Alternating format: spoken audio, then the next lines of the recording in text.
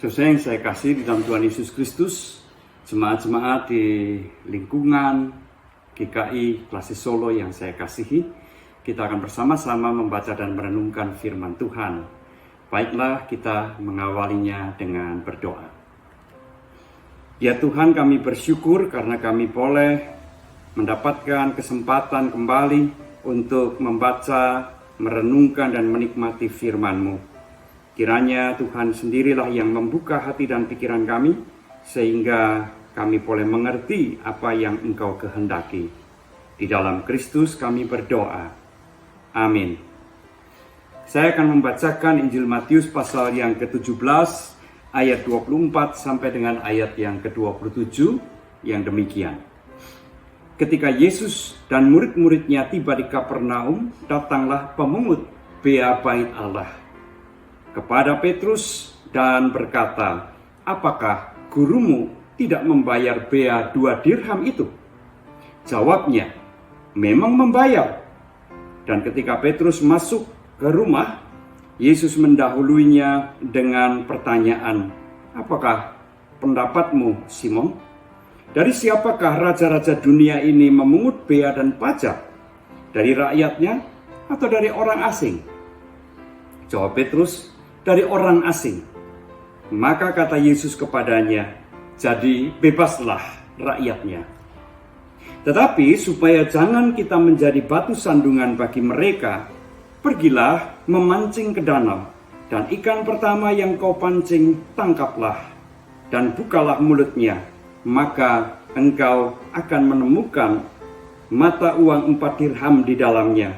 Ambillah itu dan bayarkanlah kepada mereka, bagiku dan bagimu juga." Demikianlah firman Tuhan. Saudara yang saya kasih dalam Tuhan Yesus Kristus, setiap kita tentu percaya bahwa Tuhan selalu memelihara kita. Tetapi bagaimana cara Tuhan memelihara kita?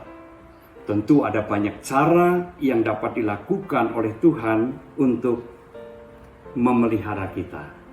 Hanya saja cara Tuhan memelihara kita tentu tidak dengan cara yang akan membuat kita malas. Karena kemalasan itu akan merusak kita dan jelas bahwa itu bukan kehendak Tuhan. Nah, saudara-saudara, bacaan kita tadi diawali dengan pertanyaan pemungut bea bait Allah kepada Petrus. "Apakah gurumu tidak membayar bea bait Allah 2 dirham?" Dengan segera Petrus menjawab, tentu membayar. Ya. Nah, kemudian setelah itu terjadilah percakapan antara Tuhan Yesus dengan Petrus. Nah, sesuai yang saya kasih dalam Tuhan Yesus Kristus, sebelum kita membahas pembicaraan Petrus dengan Tuhan Yesus tadi, patut untuk kita catat dan kita pahami bahwa bea bait Allah yang dibicarakan dalam perikop kita itu jangan disamakan dengan kolekte atau pengucapan persembahan syukur yang kita kenal sekarang ini. Karena bea bait Allah itu justru mirip atau bahkan sama dengan pajak. Karena ada konsekuensinya. Jikalau seseorang tidak membayar bea bait Allah, maka ia bisa mendapatkan hukuman, bisa mendapatkan sanksi, yaitu penyitaan barang-barang miliknya. Ya, tentu saja kolekte atau persembahan syukur tidak mungkin ada konsekuensi semacam itu. Nah, saudara yang saya kasih dalam Tuhan Yesus Kristus, itu sebabnya mengapa dalam percakapan antara Tuhan Yesus dengan Petrus, Tuhan Yesus mengambil contoh tentang bagaimana raja-raja itu memungut pajak. Apakah dari orang asing atau dari rakyatnya sendiri? Dijawab, dari orang asing, jadi rakyatnya bebas. Nah, saudara-saudara yang saya kasihi, kenapa Tuhan Yesus memakai gambaran semacam itu? Selain karena bea bait Allah itu berupa pajak, juga Tuhan Yesus mau mengingatkan bahwa sebagai umat Allah, tentunya mereka tidak perlu membayar pajak bea bait Allah itu. Bagaimana mungkin seorang anak membayar pajak kepada bapaknya? Nah, tetapi sesuai yang saya kasihi, supaya tidak menjadi batu sandungan, maka Tuhan Yesus tetap mau membayar bea bait Allah itu. Mengapa menjadi batu sandungan? Apa maksudnya? Tidak lain adalah sama seperti yang tadi saya katakan, bahwa kalau seseorang tidak membayar bea bait Allah, ia bisa dikenakan sanksi. Ia akan mendapatkan sanksi berupa penyitaan barang-barang.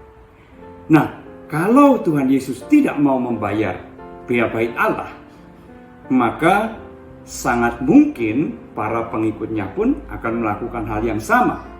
Dan mereka bisa mendapatkan bencana karena barang-barang mereka disita. Tuhan Yesus tidak mau menyengsarakan para pengikutnya.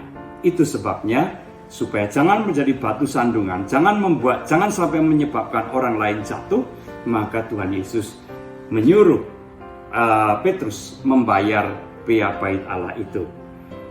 Untuk itu, Tuhan Yesus memerintahkan Petrus, pergilah ke danau dan memancinglah di sana.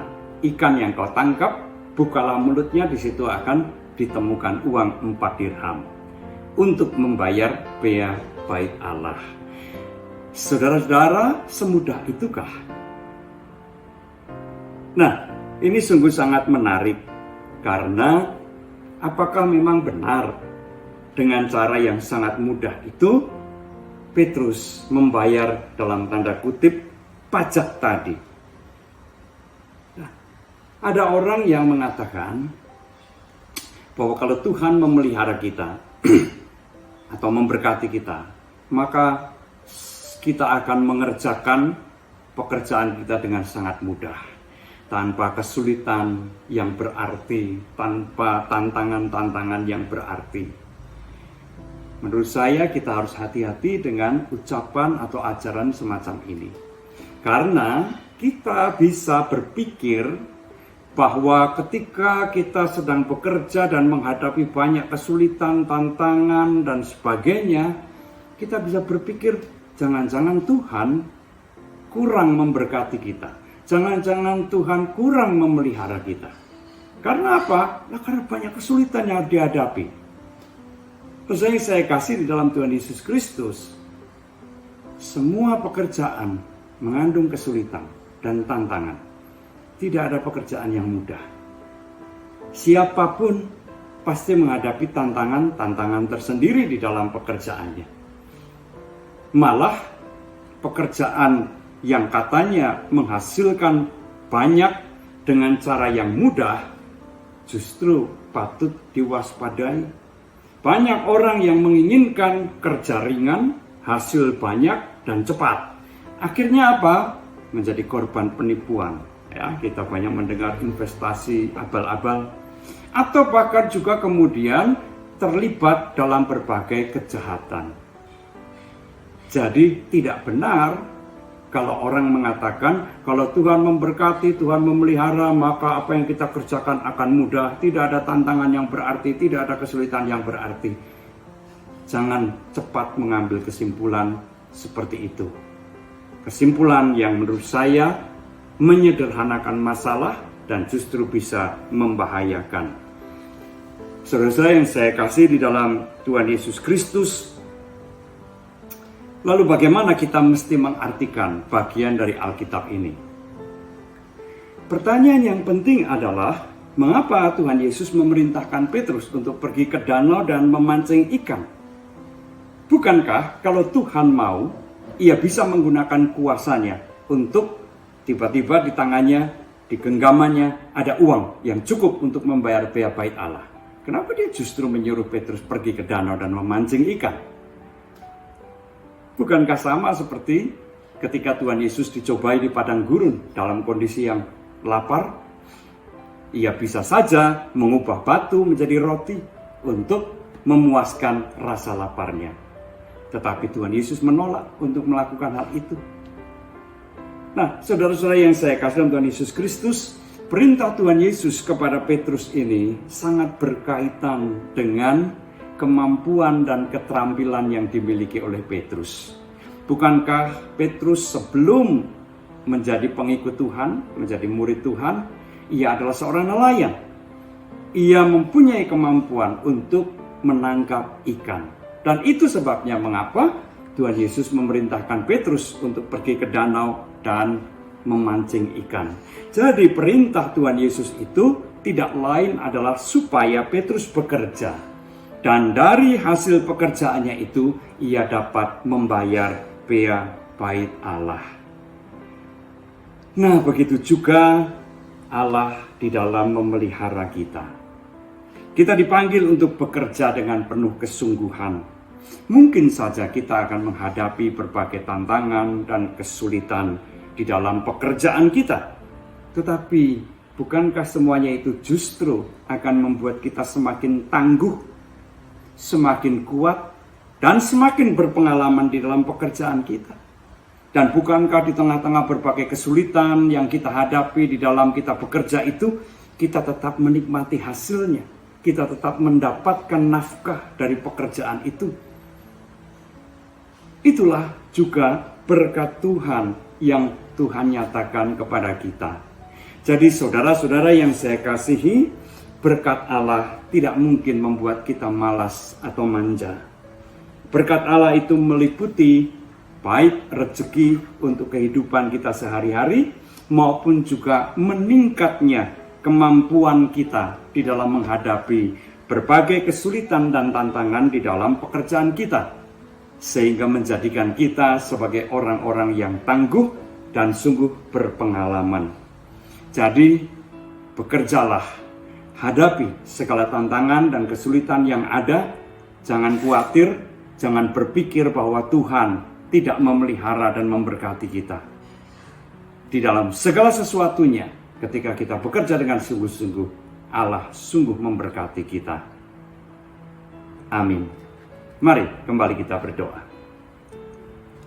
Puji syukur dan terima kasih jikalau pada hari ini kami boleh merenungkan kehendak Tuhan mengenai pekerjaan yang kami tekuni. Jauhkanlah kami Tuhan dari pikiran-pikiran yang keliru, seolah-olah jikalau kami menghadapi tantangan dan kesulitan dalam pekerjaan, itu berarti bahwa Tuhan tidak menyertai kami. Tuhan tidak memberkati kami. Justru sebaliknya, di dalam setiap kesulitan dan tantangan yang kami hadapi, disitulah berkat Tuhan boleh kami rasakan. Baik melalui rezeki yang kami terima, maupun juga melalui meningkatnya keterampilan dan kemampuan kami di dalam mengerjakan pekerjaan-pekerjaan kami. Terima kasih untuk firman-Mu. Kiranya Tuhan memeteraikan di dalam hati kami. Di dalam nama Tuhan Yesus kami berdoa. Amin.